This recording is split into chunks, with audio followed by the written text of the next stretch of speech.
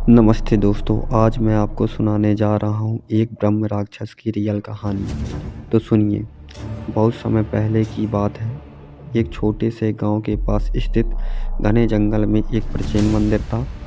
यह मंदिर अब खंडहर में बदल चुका था, लेकिन गांव वालों को विश्वास था कि वहाँ एक ब्रह्म राक्षस का निवास है।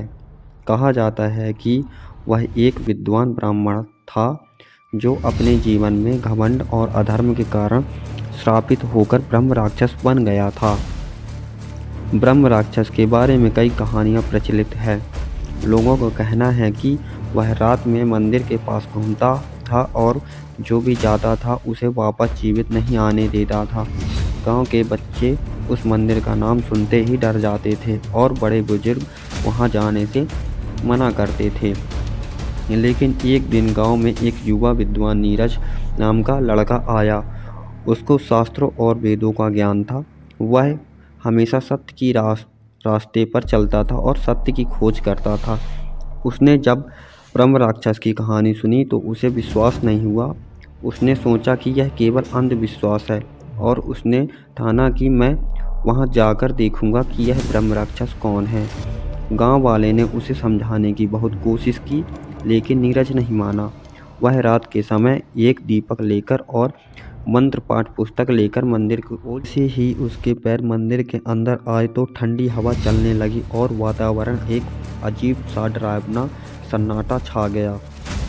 फिर उसे मंदिर के अंदर एक विशाल आकृति दिखाई दी। उस आकृति की आंखें अंगारों की तरह लाल थी और लंबे बाल हवा में लहरा रहे थे और उसकी गर्जना से मंदिर गूंज उठा था। वह ब्रह्म राक्षस था। ब्रह्म राक्षस कहता है, कौन है जो मेरी शांति भंग करने आया है? नीरज ने साहस दिखाते हुए कहा, मैं एक सत्य का शोध करता हूँ।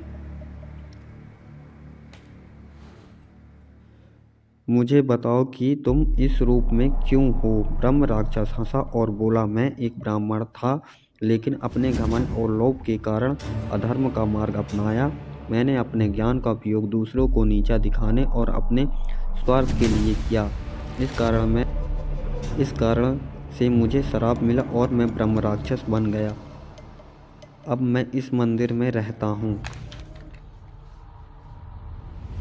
नीरज ने उसे शांति से सुना और कहा, तुम्हें इस रूप से मुक्त किया जा सकता है, लेकिन उसके लिए तुम्हें अपनी गलतियों को स्वीकार करना होगा और तपस्या करनी होगी। ब्रह्म राक्षस ने पहली बार अपनी भूल को स्वीकार किया और नीरज के सामने नतमस्तक हुआ।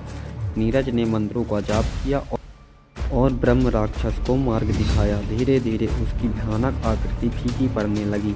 अंततः वह ब्रह्म राक्षस एक ब्राह्मण के रूप में परिवर्तित हो गया।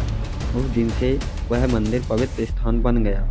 ब्रह्म राक्षस की कहानी से हमें यह शिक्षा मिलती है कि घमंड और अधर्म से केवल विनाश होता है, इसलिए धर्म के मार्ग पर चलें।